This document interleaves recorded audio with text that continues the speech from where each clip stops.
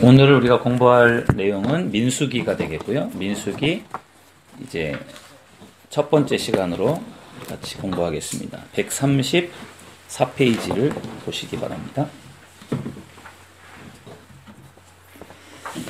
민수기 개론인데요. 서론입니다. 민수기는 영어로는 넘버스다 그래서 인구조사, 숫자라는 뜻을 갖고 있습니다. 그래서 숫자라고 하는 뜻을 가지고 있고요. 인구조사가 2번 나옵니다. 1장에서 시내산에서 인구조사를 한번 하고, 그 다음에 26장에 모압평지에서 인구조사를 합니다. 그리고 그 1장과 26장 사이에는, 인구조사 사이에는 하나님에 대한 불신앙, 불순종으로 인해서 계속해서 방황하는 그러한 이스라엘의 광야 방랑하는 생활들이 거기에 기록이 되어 있습니다. 민수기 서론 누가 민수기를 기록했습니까? 모세죠. 모세 오경, 모세가 기록했습니다. 여호와께서 모세에게 말씀하시니라라고 하는 말이 80회 이상이 나옵니다. 여러분 왼쪽에 우리 민수기 32장 2절 맨 위에 있는 성경 구절을 한번 읽어보시겠습니다. 시작. 모세가 여호와의 명령대로 그 노정을 따라 그들이 진행한 것을 기록하였으니 그들이 진행한 대로의 노정은 이러하니라. 아멘. 모세가 기록했습니다. 언제 기록했습니까? 다루는 연대와 기록 연대로 이렇게 나누어져 있는데요. 다루는 연대를 보면은 시내산에서의 마지막 20일, 그러니까 레위기를 쓰고 거기서 20일 동안 더 머물면서 민수기가 거기서부터 시작이 됩니다. 그래서 시내산에서 마지막 20일을 포함한 약 39년의 기간, 그러니까 거의 광야 시대의 거의 대부분을 다루고 있는 성경이 바로 민수기가 되겠습니다. 그 다음에 신명기는 출애굽 후에 40째 달, 11째 달, 첫째 날부터 시작이 됩니다. 그래서 그 사이에 이제 39년의 그런 많은 시간들이 그 민수기에 관한 그런 내용들이라는 것이고요. 그 다음에 기록 연대를 보시면 학자들은 주전 1406년에 모세가 모압 평지에서 죽기 전에 이 책을 기록했다라고 주장을 합니다. 모세가 출애굽을 한 시점이 1446년이니까 모세가 40년 동안 활동을 하고 모압 평지에서 죽거든요. 그때까지 이제 아마도 모압 평지에 머물러 있는 동안에 모세가 아마도 이 민수기를 기록했을 것이다. 그렇게 이제 보고 있고요. 어디서 이 민수기가 이제 어디에서 있었던 일들이 민수기에 기록되어 있는가 하면은 첫째는 시내산입니다. 시내산에서 20일 동안 이제 있었던 그러한 시간들이 여기 민수기에 기록이 됩니다. 이스라엘 민족은 레위기의 내용을 전달받은 뒤에 시내산에서 약 20일 동안을 더 머문 뒤에 가나안을 향해서 출발을 하게 됩니다. 그래서 20일 정도 시내산에 머문 내용들이 기록이 되어 있고요. 그 다음에 135페이지를 보시면 광야, 거의 대부분은 광야이죠. 38년 3개월 10일 정도의 시간을 광야에 머물면서 이제 거기에 있었던 일들이 민수기에 기록이 됩니다. 이스라엘은 약 40여 년간의 기간이 지나는 동안 약 120만 명의 성인이 가나안을 보지 못하고 죽습니다. 거의 성인들은 다 죽습니다. 광야 40년은 이스라엘 민족적으로는 장례식의 연속이었다. 그래서요, 40년 동안 지금 거의 120만 명의 성인들이 죽었다라고 할 때 40년 동안 계산을 해보면요, 하루에 평균적으로요 82명이 죽은 겁니다. 82명이 매일매일 죽은 거죠. 그러니까 82명의 장례식을 매일매일 한 거죠. 더군다나 그 사람들은 공동생활을 한 사람들이잖아요. 그러니까 하루에 82번 장례식했다라는 것은 매일 장례식만 했다라고도 볼 수, 매일매일 장례식만 한 거죠. 그러니까 40년 동안 얼마나 많은 사람들이 죽었고, 얼마나 많은 장례식을 했겠습니까? 그래서 여기 표현을 장례식의 연속이었다. 그렇게 이제 말하고 있는 것이죠. 거의 다 출애굽한 1세대, 20세 이상의 출애굽한 사람들은 거의 다 광야에서 죽은 겁니다. 어떻게 보면 그것이 하나님의 벌이었죠. 그 다음에 다번 모압 평지에서는 약 5개월 정도를 이제 머물게 됩니다. 모압 평지에서 있었던 대부분의 내용들은 사실은 신명기에 기록이 되어 있습니다. 근데 민수기의 끝부분이기 때문에 모압 평지에 도착해서 있었던 일들도 여기 기록되었다는 겁니다. 그래서 이스라엘은 38년 3개월 10일의 방황을 마무리하고 요단 동편 모압 평지에 도착합니다. 오른쪽 우리 성경 구절을 읽어보시겠습니다. 22장 1절 시작. 이스라엘 자손이 또 길을 떠나 모압 평지에 진을 쳤으니 요단 건너편 곧 여리고 맞은편이더라. 아멘. 그래서 여러분 지도에 보면은 민수기의 지리적 배경을 이렇게 지도상으로 이렇게 한번 보도록 하겠습니다. 보시면은 앞에 내용을 한번 보시면은 좋겠습니다. 여기가 지금 밑에가 시내산에서 좀 쭉 올라온 거죠. 가데스 바네아라고 하는 지명이 중요합니다. 여기서 가데스 바네아에서 무엇을 했습니까? 정탐꾼을 보냅니다. 12명의 정탐꾼을 선발을 해서 여기에서 여기 요단강 건너 여기가 지금 가나안 여리고 성이 있는 곳이거든요. 요 땅을 정탐하도록 여기서 보내는 게 가데스 바네아고 출애굽을 해서 여기까지 오는 시간이 거의 한 2년 정도 걸렸다고 보시면 됩니다. 그러니까 2년 정도 와서 가데스 바네아에서 정탐을 하고 와서 불평불만한 것들 때문에 결국은 40년 동안 이제 정확히는 38년이겠죠. 그동안에 광야 방황을 합니다. 여기에서 가데스 바네아 이쪽 주변에서 계속해서 방황을 하다가 그리고 이렇게 이쪽 루트로 해서 이제 느보산에서 모세가 죽고 요단강 동편으로 해서 모압 평원에서 이렇게 해서 이제 가나안 땅에 들어가는 이것이 이 과정이 되겠습니다. 그러니까 이 가데스 바네아라고 이것이 이제 사막지대라고 하면 여기에서 거의 대부분의 광야 시간을 보냈다고 보시면 되겠죠. 그 다음에 무엇을 주제와 관련된 것입니다. 무엇을 다루고 있는가? 민수기는 무엇을 다루고 있는가? 주제입니다. 불신앙과 불순종의 결과예요. 그래서 여호와 하나님은 불신앙과 불순종에 대해서 징계하신다. 구약의 하나님은 사실은 무서운 하나님이에요. 이스라엘 백성들을 애굽에서 나오게 하셔서 그들을 고스란히 가나안 땅에 들어가게 하신 것이 아니라 다 거기서 1세대는 다 죽었지 않습니까? 그러니까 그것이 불신앙과 불순종에 대한 하나님의 징계였고요. 이스라엘이 가나안에 들어가기 위해서는 하나님을 온전히 믿어야 했습니다. 그래서 어찌 보면은 출애굽 1세대는 다 죽었지만 출애굽 1.5세대, 20세 미만의 미성년자들, 그리고 광야에서 태어난 출애굽 2세대들, 그들은 광야를 모르니까요. 그들이 온전히 하나님을 신뢰하며 가나안에 대한 소망을 가지고 결국은 그들이 들어간 겁니다. 답은 하나님은 종종 눈에 보이는 상황을 뛰어넘는 믿음을 요구하신다. 그렇죠? 눈에 보이는 현실적인 그런 눈에 보여지는 상황을 보았던 10명의 정탐꾼하고는 다르게 믿음의 눈으로 땅을 보았던 여호수아와 갈렙 2명의 정탐꾼과 같은 그러한 믿음을 요구하신다는 것이죠. 그 다음에 라본은 가나안의 문턱 가데스 바네아까지 10하루 길이었지만 결국 이스라엘은 40년을 둘러 가나안을 바라보는 모압 땅에 이르렀다. 그러니까 정말 금방 갈 수 있는 길인데 40년이 걸렸다는 것입니다. 그래서 11일 걸릴 길을 40년간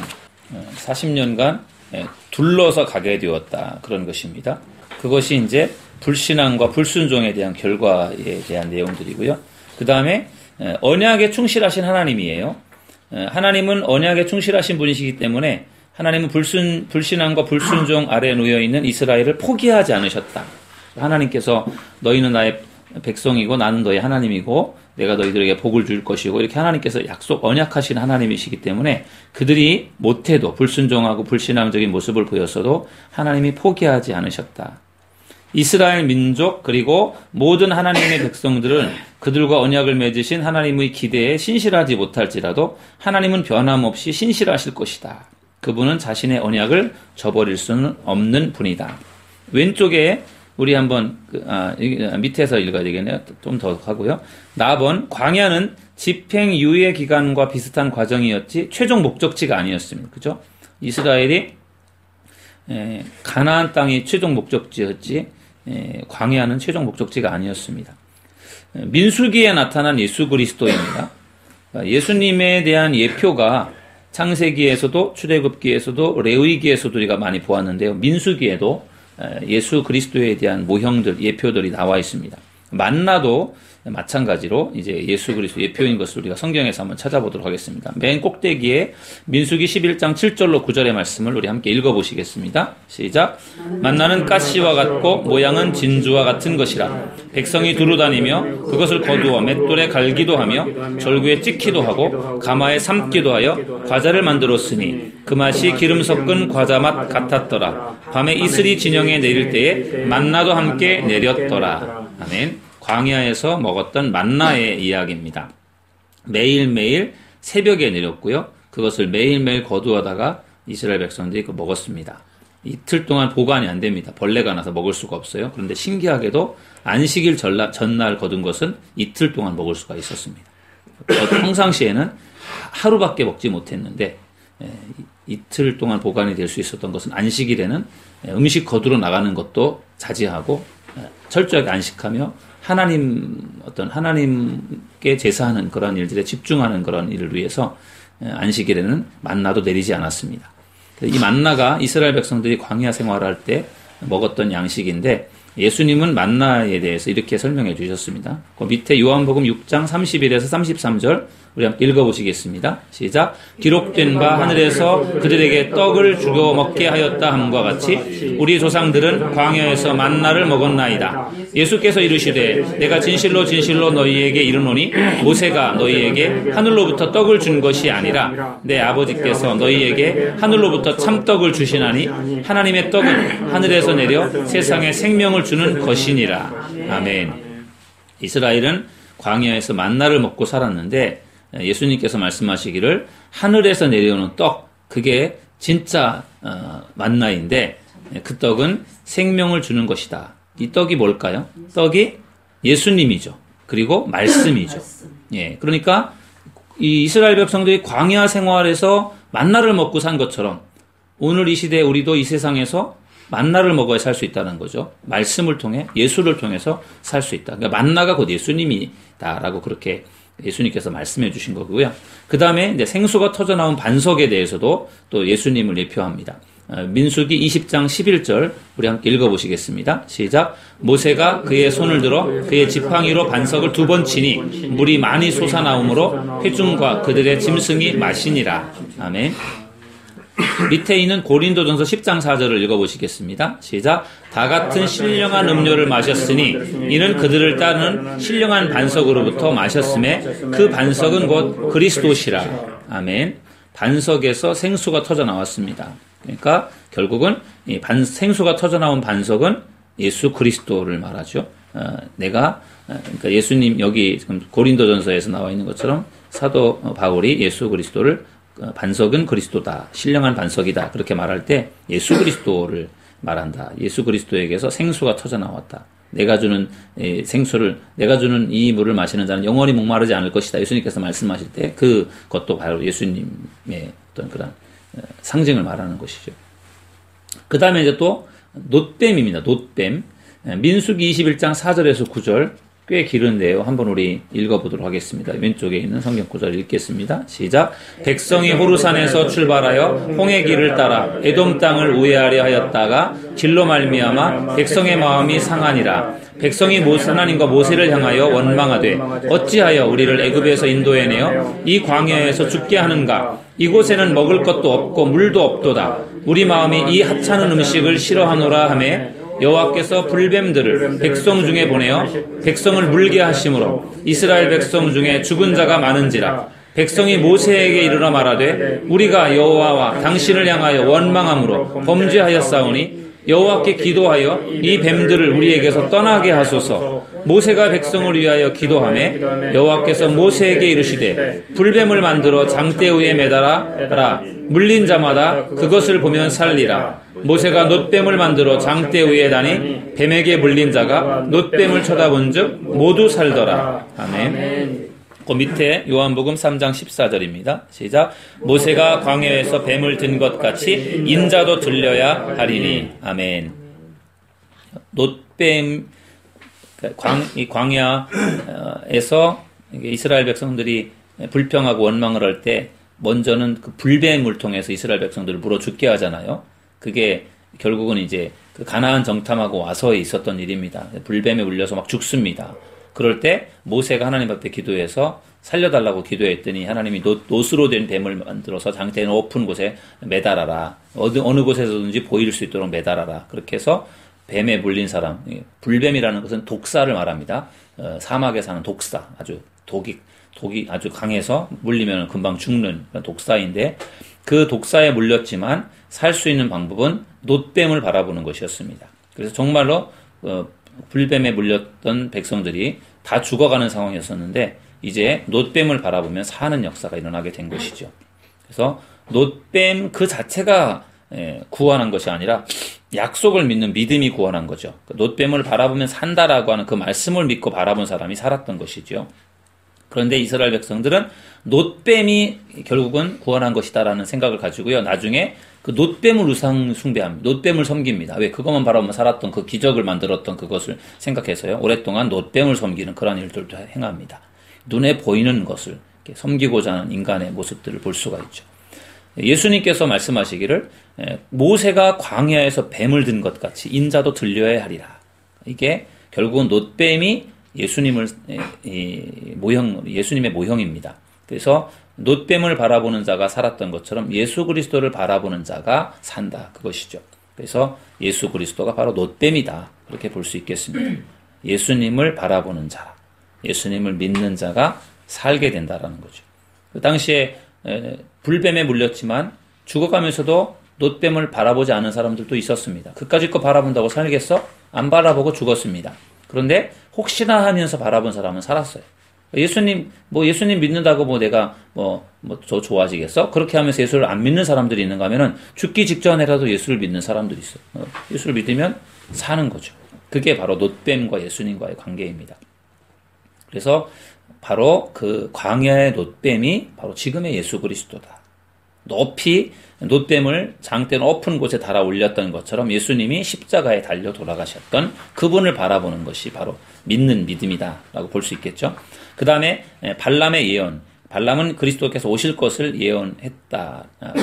예표적인 부분에서 예수님이 이 땅에 오실 거라고 하는 것을 예언한 그러한 선지자고요. 그 다음에 도피성은 민수기 35장에 나오는 그러한 말씀인데요.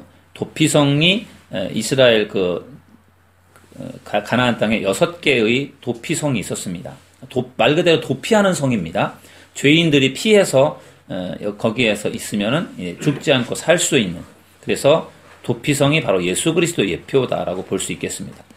벳셀, 첫 번째는 벳셀, 모압 광야에 있었고 르우벤 지파 영토 내에 있던 성벽 도시고요. 골란, 바산에 있고 갈릴리오스에서 동쪽으로 27km 떨어져 있고 오늘날 골란 고원이다라고 부르는 곳이고요. 그 다음에 137페이지 보시면 헤브론, 우리가 잘 알고 있는 헤브론 산지죠. 최남단의 도피성이고 예루살렘에서 약 30km 떨어져 있고요. 기럇 아르바라고도 부르고요. 게데스, 납달리 산지에 있는 갈릴리에 있고 게데스 납달리라고도 부르고요. 라못은 갓지파 영토에 있고 요단강 동편에서 38km 떨어진 수리아 경계 근처에 있고요. 세겜은 에브라임 산지에 있고 하나님이 아브라함에게 나타나서 이 땅을 내 자손에게 주리라라고 약속하신 곳, 그게 바로 세겜이 되겠습니다. 그래서 이 고의적으로 사람을 죽인 것이 아니라 실수로 사람을 죽인 경우, 실수로 사람을 죽였을 때 이 도피성으로 피신을 하면은 살 수가 있었어요. 실수로든지 무슨 이유로든지 내 가족이 죽었다라고 하면 거기에 대한 사람들은 분노를 하고 복수심을 가지고 복수를 하게 되잖아요. 복수는 또 다른 복수를 만들게 되고, 그래서 그러한 것들을 방지하기 위해서 이 도피성을 만들어서요. 거기에 피신해서 거기 있도록 그렇게 한 그런 특별한 제도였습니다. 그 다음에 137페이지 핵심 구절입니다. 그러면 민수기에는 어떠한 핵심 구절들이 있는가? 첫째는 민수기 14장 22절에서 23절 말씀입니다. 우리 함께 읽어보시겠습니다. 시작. 내 영광과 애굽과 광야에서 행한 내 이적을 보고서도 이같이 10번이나 나를 시험하고 내 목소리를 청종하지 아니한 그 사람들은 내가 그들의 조상들에게 맹세한 땅을 결단코 보지 못할 것이요 또 나를 멸시하는 사람은 한 사람도 그것을 보지 못하리라. 아멘. 기적을 보고도 10번이나 하나님을 시험하고 불평하고 원망하는 그러한 일로 인해서 너희들 조상들 내가 주기로 약속한 가나안 땅에 절대로 들어가지 못한다. 결코 보지 못할 것이다. 한 사람도 보지 못한다. 그렇게 하나님께서 말씀하신 것이죠. 이스라엘 백성들이 계속해서 하나님께 불평하고 원망했습니다. 그러니까 불평하고 원망했던 것들을 보면은요. 바로가 벽돌에 필요한 집을 제공해 주지 않았을 때도 불평하고 원망을 했고, 이스라엘 백성들이 홍해와 애굽 군대 사이에 갇혔을 때도 또 불평하고 원망을 했습니다. 마라의 쓴물을 만났을 때도 그렇고, 신광야에서 애굽에서 가지고 나온 양식이 다 떨어졌을 때도 그때도 불평하고 원망했습니다. 르비딤에서 138페이지 르비딤에서 마실 물이 없었을 때도 불평했고, 모세가 시내산에서 더디 내려옴을 보고 송아지 우상 만들었고요. 그 다음에 시내산에서 출발해서 광야길을 걸어갈 때도 또 불평하고 원망했고, 시내산에서 출발해서 광야길을 걸으면서 먹을거리가 부족했을 때 또 불평 원망, 10명의 정탐꾼의 불신앙을 들으면서 그들은 가장 최고로 불평 원망을 하게 되었습니다. 그래서 이런 것으로 인해서 하나님이 너희들 다시 그 땅에 못 들어간다 그렇게 말씀하셨고요. 그 다음에 민수기 14장 34절 읽어보시겠습니다. 시작. 너희는 그 땅을 정탐한 날수인 40일의 하루를 1년으로 쳐서 그 40년간 너희의 죄악을 담당할지니 너희는 그제서야 내가 싫어하면 어떻게 되는지를 알리라 하셨다 하라. 아멘.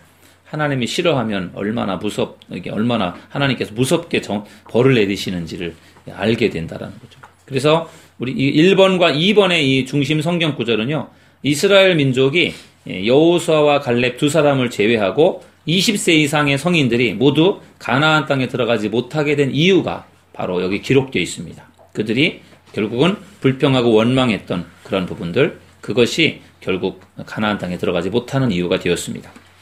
그 다음에 세 번째 민수기 20장 12절 말씀을 읽어보시겠습니다. 시작. 여호와께서 모세와 아론에게 이르시되 너희가 나를 믿지 아니하고 이스라엘 자손의 목전에서 내 거룩함을 나타내지 아니한 거로 너희는 이 회중을 내가 그들에게 준 땅으로 인도하여 드리지 못하리라 하시니라. 아멘. 이것은요, 모세가 가나안 땅에 들어가지 못하는 이유예요. 모세가 그렇게 이스라엘 백성들을 출애굽시켜서 40년 동안이나 정말 고생하면서 광야 행진을 했는데 모세도 못 들어갔어요. 모세도 못 들어갔어요. 모세가 못 들어간 이유가 뭐예요? 지팡이로. 예. 반석을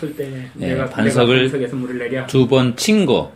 하나님이 치라고 하지 않았고 반석을 향해서 소리를 치라고 그랬는데 반석을 두 번을 쳤습니다. 하나님의 명령에 대한 불순종, 불신이었고, 그 다음에 백성들이 물 때문에 불평하고 원망하니까 백성들에게 분노를 표현했어요. 화를 냈습니다. 그래서 하나님의 영광을 가렸어요. 그것이 결국은 하나님의 거룩함을 나타내지 못했던 부분들, 분노함으로 하나님의 영광을, 거룩함을 드러내지 않았던 것으로 인해서 하나님이 모세도 가나안 땅에 못 들어가게 했습니다. 그래도 모세는 들어가야지. 모세를 왜 안 들여보내줬을까요? 네? 개고생하고, 누가 그러더라. 개고생하고 못 들어가는 게 너무 억울하다. 모세가 이 정도 잘못했다고 못 들어갔을까? 왜? 정말 큰 일을 많이 했는데, 정말 하나님이 정말 모세도 용서 안 하시는구나. 그런 모습을 볼 수 있고요.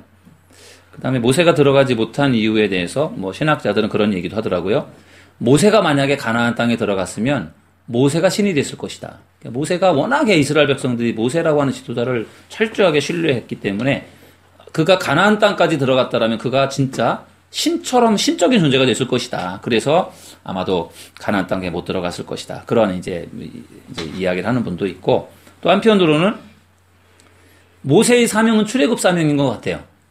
가나안 땅에 들어가는 것은 여호수아의 사명이고요. 그래서 모세의 사명이 거기까지였고, 그 다음에 출애굽 이후에 가나안 땅에 들어가는 것은 모세의 후계자인 여호수아의 몫이었다. 그리고 여호수아는 가나안 땅을 이미 정탐하고 왔기 때문에 그 땅을 알고 있었고, 그래서 모세보다는 여호수아가 정복자적인 그런 차원에서 장군이었고요. 전투에서 그 땅을 다 취한 거잖아요. 그런 면에서 여호수아가 더 적합했다. 그래서 아마도 하나님이 모세보다 여호수아를 쓰신 것이다. 그렇게 해석하기도 합니다. 그런데 모세를 개인적으로 볼 때는 참 이 실수로 인해서 못 들어가게 된 것을 보면 참 안타까운 거죠. 우리가 끝까지 끝까지 사명을 잘 감당하는 것이 중요하다라고 하는 것을 볼 수 있는 것 같습니다.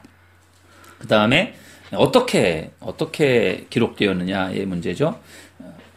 가번, 민수기는 대부분 산문체 소라로 기록되어 있습니다. 이야기체로 되어 있다라는 것이고요. 부분적으로는 여호와의 전쟁기, 우물의 노래, 발람의 시 4편, 헤스본의 노래 이런 것들은 시로 기록되어져 있는 부분들도 부분적으로 있습니다. 민수기는 주제에 충실한 선별적인 역사 기록이에요. 38년 동안 방황하는 기간 동안은 거의 기록되어 있지 않습니다. 그러니까 중요한 주제에 대해서는 부분들이 주제에 관한 내용들이 선별적으로 기록되었지 38년 동안 무슨 일이 쫙 있었다라고 하는 것을 다 기록하진 않았어요. 그런 면에서 이제 우리가 그런 부분들을 참고해서 읽으면 좋겠고요. 그 다음에 마지막으로 139페이지 보시면 이 민수기를 왜 기록하셨는가? 민수기의 원래 독자는 가나안의 문턱인 모압 평지에 모여있던 이스라엘 백성들이었습니다. 이스라엘 백성들을 향해서 이제 기록한 것이고요. 그 다음 민수기는 시내산에서 모압 평지까지 이스라엘의 방황의 역사를 더듬어 보기 위해서 기록했습니다. 그들이 어떻게 해서 거기까지 왔는지, 왜 그렇게 오래 걸렸는지 그런 것들을 이제 다 기록한 것이고요. 그 다음에 답은 민수기는 이스라엘 민족적으로는 언약 백성으로 제사장 나라로서의 정체성을 회복하고 하나님만을 신뢰하고 따라야 한다라고 하는 사실을 몸으로 배우는 역사적 과정들을 기록했다라고 할 수 있고, 라번은 민수기는 오늘날 신앙생활을 하는 우리에게는 본보기가 되고 거울이 되게 하시려고 기록해 주셨다. 그래서 광야와 같은 인생, 민수기와 같은 인생을 사는 우리들이 어떻게 살아야 되는가에 대한 어떤 그 거울과 같은 역할을 하는 것이 민수기다. 그래서 민수기의 말씀을 우리가 읽으면은 우리가 정말 많은 것을 배울 수 있습니다. 정말 우리 이스라엘 백성들을 우리가 어떻게 이렇게 불평하고 원망하며 이럴 수 있을까라고 생각하지만 또 우리의 인생을 돌아보면 우리도 그들과 같이 불평하고 원망하면서 살아가는 그런 모습들을 볼 수 있습니다. 그래서 그런 것들을 우리가 또 배울 수 있는 것이 민수기라고 볼 수 있겠습니다. 그 다음에 140페이지를 보시겠습니다. 여기 서론을 보았고요. 이제 민수기 안에 내용들을 좀 더 자세하게 우리가 살펴보도록 하겠습니다. 주제는 불신앙과 불순종의 결과이고 연대는 1444년부터 1405년까지, 그 다음에 장소는 시내산에서 출발해서 모압 평지까지 그러한 거기까지 이르는 여정들이 민수기에 기록되어 있습니다. 가나안 정복을 위한 1차 시도입니다. 1장에서부터 10장까지인데 이스라엘의 조직에 대해서 나와 있습니다. 백성들의 조직은 첫 번째 1장에서는 인구조사가 나옵니다. 전쟁에 나갈 수 있는 성인 남자의 수가 60만 3,550명입니다. 우리가 보통 출애굽을 할 때 그때 60만, 장적 60만이라고 되어 있는데 지금 출애굽한 지 한 2년 정도 되었을 때 지금 가나안으로 행진을 시작하면서 광야 행진을 시작하면서 하나님께서 인구조사를 하라고 해서 인구조사를 했더니 성인 남자의 20세 이상 50세까지의 성인 남자의 수가 60만 3,550명으로 계수가 되었고요. 이스라엘 백성의 총수는 적어도 250만에 달했을 것이다. 보통 200만에서 300만이다. 왜냐하면은 여기에 나와 있는 숫자는 20세에서 50세까지 남성들만을 기록했기 때문에 여성과 어린이 노약자는 빠져 있습니다. 그러니까 아마도 200만에서 300만은 될 것이다. 인구조사에서 20세 이상의 남자들만 계수하는 것은 인구조사가 군사적인 특성을 지녔다라고 하는 것을 말해줍니다. 이때는 여성들은 사람 숫자에도 안 들어갔다고 해서 여성들을 이렇게 사람 취급도 하지 않았던 그러한 시대, 이렇게 말하는 사람도 있지만 그때로서는 이 전쟁에 나가서 싸울 수 있는 남자들의 숫자가 중요했기 때문에 그것에 중심을 두어서 계수를 한 겁니다. 그 다음에 레위 지파는 전쟁에 나가지 않았고요. 종교적인 일을 감당했기 때문에 인구조사 목록에 포함되지 않습니다. 이런 것들도 보면 전쟁을 할 수 있는 사람들의 어떤 그런 거기에 중심이 있다라는 것을 볼 수 있습니다. 그렇게 해서 이제 인구조사를 해서 남자 전쟁터에 나갈 수 있는 그런 숫자가 60만 3,550명이다. 그러니까 이스라엘 그 당시에 그 인구가 200에서 300만이라고 한다면은 그 중에 60만의 군인이라면은 엄청난 거죠. 지금 우리나라의 인구가 5천만인데 5천만에 지금 군인의 숫자가 60만이거든요. 60만 정도 되나요? 그러니까 그 당시로서는 나이가 20에서 50세 사이는 무조건 다 군인이 되는 거죠. 남자들은. 그런 걸 볼 수 있고요. 그 다음에 진의 배치입니다. 2장은 이제 진을 배치하는 그런 내용인데요. 동편에는 유다 지파, 그 다음에 141페이지 이사갈, 스불론, 남편에는 루벤, 시므온, 갓, 중앙에는 레위, 중심에는 성막 있지 않습니까? 그 성막에 이제 결국은 중심 부위에 레위인들이 있는 겁니다. 그래서 그 네모 박스를 보시면 레위 지파는 여호와와 그 백성들 사이에서 거룩한 것과 속된 것 사이에 벽을 형성하면서 어떤 거룩과 속된 것의 벽의 역할을 하는 것이 레위 지파고, 또한 속된 백성이 거룩하신 분께로 나아갈 수 있는 통로가 되어 주었습니다. 다리, 통로 그런 거죠. 그래서 레위 지파가 굉장히 중요해요. 이 어떤 속된 것, 거룩한 것의 벽, 하나님께 나아갈 수 있는 통로. 왜 제사를 통해서 나아갈 수 있는데 그런 것들을 주관하는 것이 레위 지파였기 때문에 오른쪽에 우리 성경 구절을 한번 읽어보고 하겠습니다. 레위인 시작. 레위인은 증거의 성막 사방에 진을 쳐서 이스라엘 자손의 회중에게 진노가 임하지 않게 할 것이라. 레위인은 증거의 성막에 대한 책임을 지킬지니라. 아멘.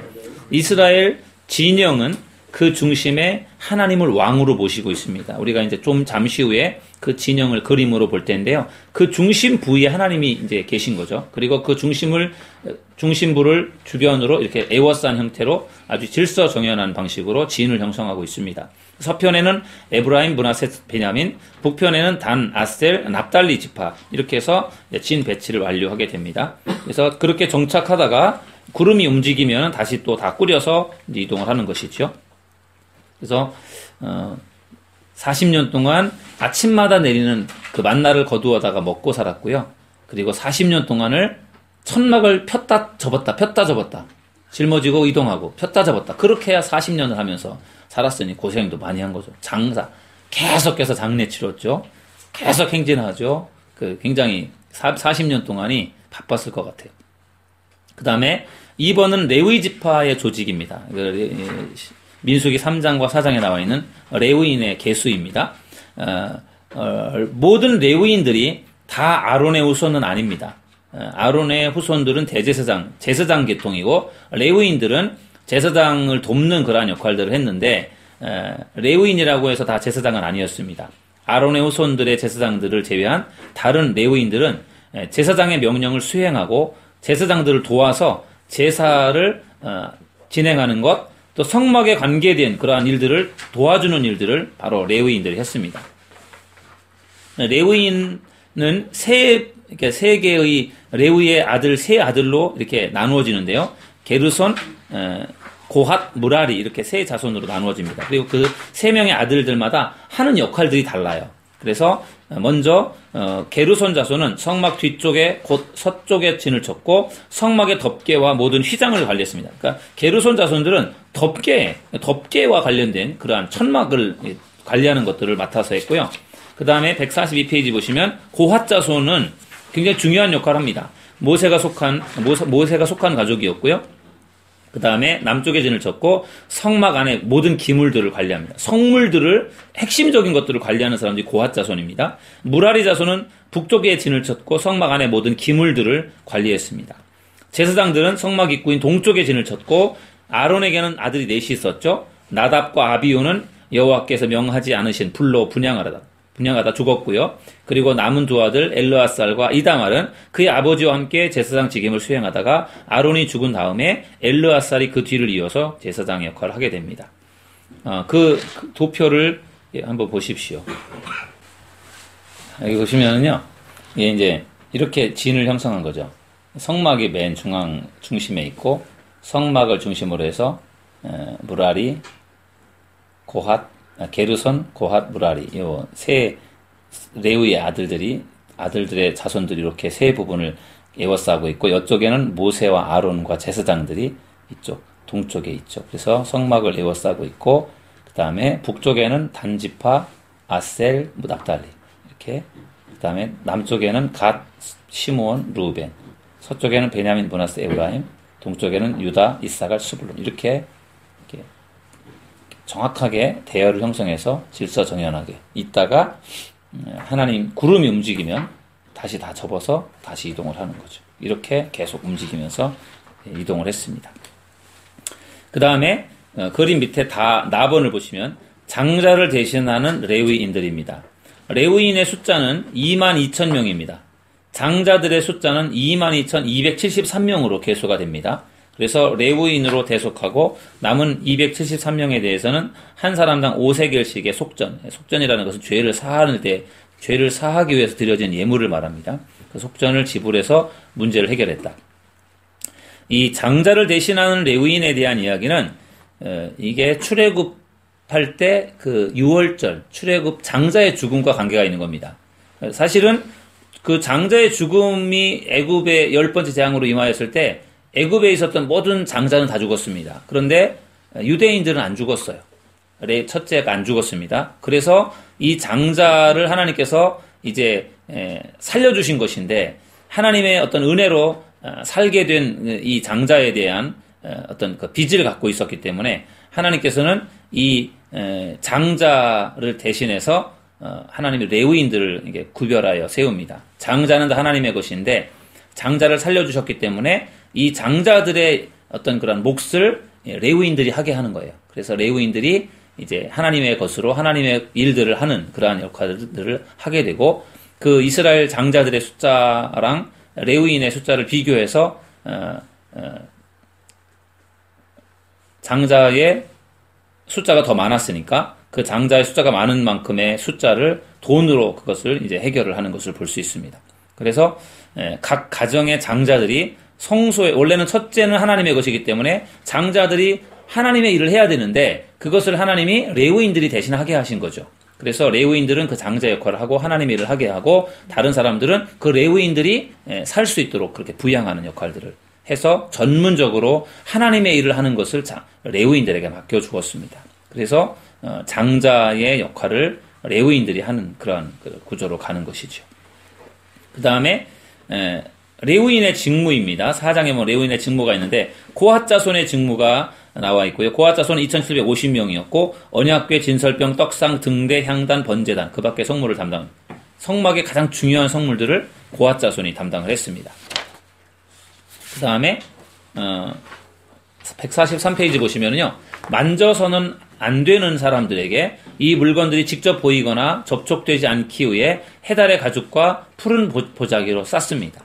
해달의 가죽이 물개 가죽입니다. 물개 가죽. 비가 와도 스며들지 않도록 맨 외곽은 항상 해달의 가죽으로 뒤집어 씌웠습니다. 그렇게 하고 제사장이 아닌 고아 사람들이 그 물건을 만졌다가 죽임을 당하게 되고 그 다음에 엘르아살이 지도 감독을 합니다. 그래서 고아 자손들이 성물을 이제 이동을 시키는데 이 중요한 성물들은 어깨에 짊어지게 되어 있어요. 이거를 어디 수레에다 싣고 간다라든지 이렇게 하지 않고요. 어깨에 짊어지고 다니는 겁니다. 다. 그리고 기적 같은 일은 법궤를 이 사람이 짊어질 수가 없어요. 법궤는 금덩어리잖아요. 그게 제 기억에는 3톤이라고 들었어요. 그 법궤 무게가. 그 금으로 만들어진 3톤. 그거를 사람이 4명이 그걸 어떻게 들어요? 못 들죠. 근데 4명이 들었어요. 하나님이 짊어질 수 있게 하신 거죠. 그러니까 힘을 주신 거고 그리고 가볍게 하신 거죠. 실제 무게보다. 그래서 그거를 들고 움직인 게 기적 같은 일이죠. 사람이 들 수가 없는 거죠. 그래서 고아 자손들이 어깨에 반드시 짊어지고 그 성물을 움직이게 되었고요. 특별히 그것은 그 성소와 지성소 안에 있었던 법궤와 그런 성물들에 관해서만 그들이 어깨에 짊어졌습니다. 그 다음에 게르손의 직무는 2,630명이었고 이다말이 지도 감독했고요. 성막의 양장, 덮개, 휘막, 휘장 이런 성막을 구성하는 물건들을 이제 게르손 자손이 담당했고요. 무라리 자손들은 3,200명이 제일 많았습니다. 성막의 측면을 구성하는 널판, 금속 이런 것들이니까 이것은 결국은 그들이요 수레라든지 이런 짐승에다 싣고서 움직였습니다. 직무에 종사하는 레위인들의 개수입니다. 8,580명이었습니다. 그러니까 아까 22,000명이 레위인들이었지만 직무에 종사하는 레위인은 8,580명입니다. 다시 말하면 이 사람들은 레위인들은요 30세부터 50세까지가 일할 수 있었어요. 그래서 그 나이에 해당되는 사람들 8,580명이 이제 실제로 사역을 했던 것입니다. 그 다음에 이스라엘의 성별입니다. 5장부터 10장까지 분리를 통한 성별이에요. 부정한 자를 분리시켰습니다. 비정상적인 분비물, 고름, 정액 등, 피 등등 보이는 문둥병, 그러한 환자라든지 죽은 시체와 접촉한 사람들, 이런 사람들을 진 밖에 격리시켰습니다. 거룩하신 하나님께서 진 중에 계시기 때문에 격리시켰고요. 어떤 성별에 관한 의미입니다. 손해배상, 손해를 입힌 사람은 피해를 입은 사람에게 손해에게 5분의 1을 더해서 배상을 하게 했고요. 의심스러운 불륜으로부터의 분리됨. 나시린의 서원을 위한 성별이에요. 6장. 한번 그 네모 박스를 읽어보시겠습니다. 나시린이라는 말은 거룩한 것으로 떼어 구별하다 또는 무엇으로부터 분리하다라는 뜻의 히브리어에서 유래가 되었다. 나시린 서약의 존속기간은 한정될 수도 있었지만 때로는 종신 서약도 가능하였다. 일정 기간 동안에 나시린 서약을 하고 일정 기간 동안만 나시린이 된 사람이 있었는가 하면 종신, 죽을 때까지 나시린으로서 서약하는 사람도 있었다는 거죠. 나시린의 법은 자원함으로 하나님을 섬기는 제도입니다. 자신이 시간을 정했고 남자든 여자든 상관없고 그리고 그 시간만큼은 철저하게 하나님만을 섬기는 것입니다. 이것은 레위 지파 외에 다른 지파들이 하나님께 헌신할 수 있는 통로를 열어놓는 규정이었습니다. 그 당시에는 레위 지파가 아니면은 이런 하나님의 일을 할 수 없었잖아요. 그러나 나시린이 되면 가능했다라는 거죠. 그래서 나시린이 지켜야 되는 서약이 아까 박영희 지사님 말씀하신 것처럼 포도주와 독주를 멀리하고 삭도를 머리에 절대로 대면 안 되고 시체를 가까이 하지 말 것. 이것이 나시린으로서 서약하면서 살아가는 사람은 이 세 가지를 반드시 지켜야 된다라고 하나님께서 규정해 주신 나시린 서약입니다. 나시린의 예로서 삼손과 사무엘이 있습니다. 삼손은 나시린이었죠. 그래서 머리를 자르지 않았던 것이고 그러나 삼손은 나중에 타락합니다. 들릴라라고 하는 여인에게 빠져서 타락을 하고 결국은 나시린으로서의 법을 어기고 결국은 비참하게 죽습니다. 사무엘은 나시린으로서 아름답게 하나님 앞에 바쳐져서 아름다운 사역을 하죠. 그러나 안타깝게도 사무엘은 참 잘했는데 사무엘의 자식들은 제대로 사역을 못합니다. 그래서 아버지는 훌륭하지만 아들들은 보잘것없는 존재가 됩니다. 참 나도 잘하고 자식도 잘하고 다 잘하는 게 참 어려운 것 같아요. 근데 가족이 열심히 하면 예. 저기 구원 받지 않아요? 아니 1대1. 그러니까 노아가 예. 노아 같은 경우. 예. 물론 그 주 예수를 믿어라 그리하면 너와 네 집이 구원을 얻는다 그런 말씀도 있고 잘해서 가족이 다 같이 잘 될 수도 있죠. 그러나 구원과 관계된 부분은 이제 하나님과 나와의 각자의 관계이고 내가 하나님 앞에 신실하게 잘하면 하나님이 나를 보아서 나의 자녀들에게 복을 주시는 건 분명해요. 그러나 반드시 그런 건 아니에요.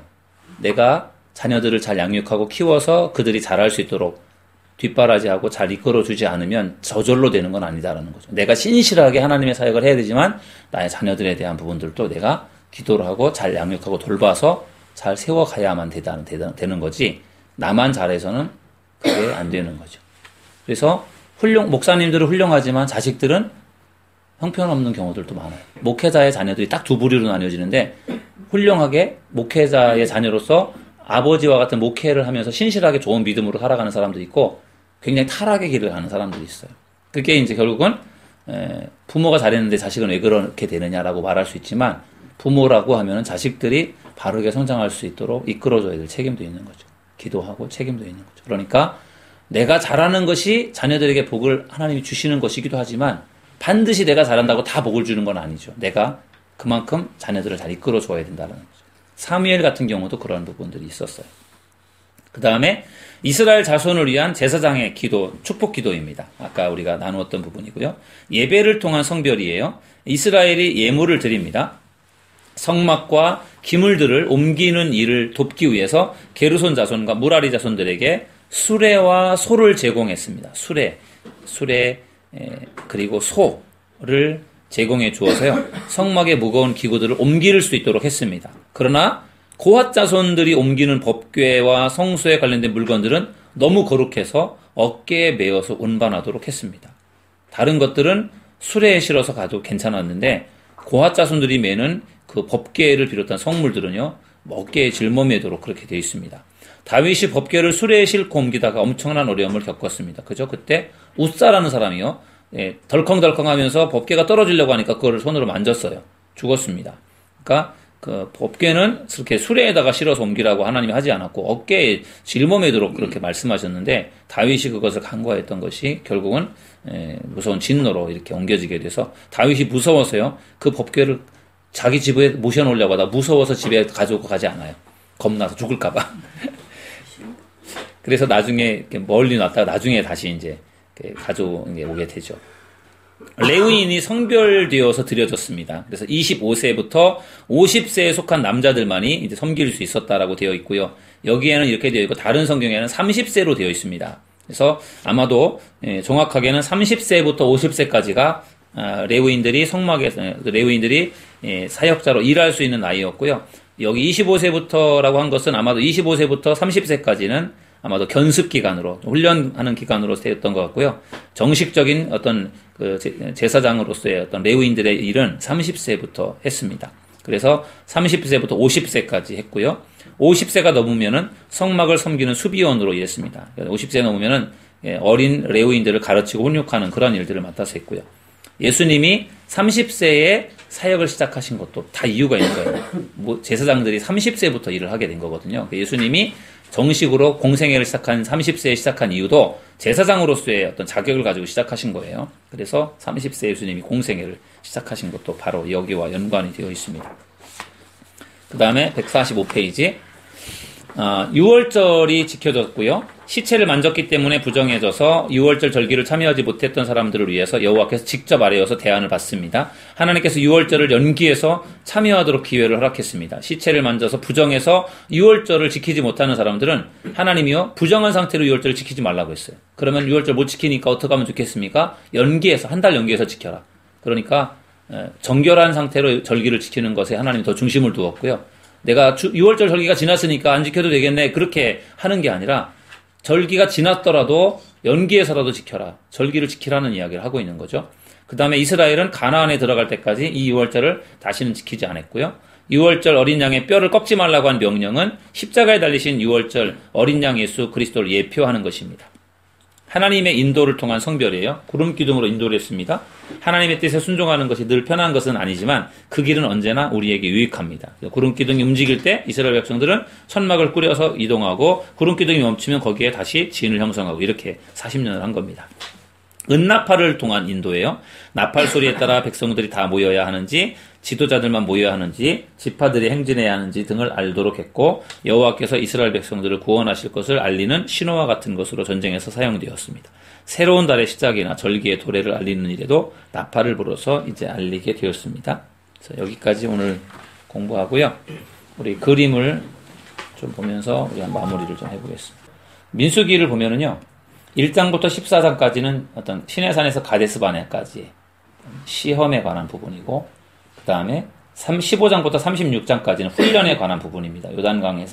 요단강까지의 광야 유랑하는 40년의 기간들. 그래서 요 어떤 시험과 훈련에 대한 부분들이 이제 계속 나오게 됩니다.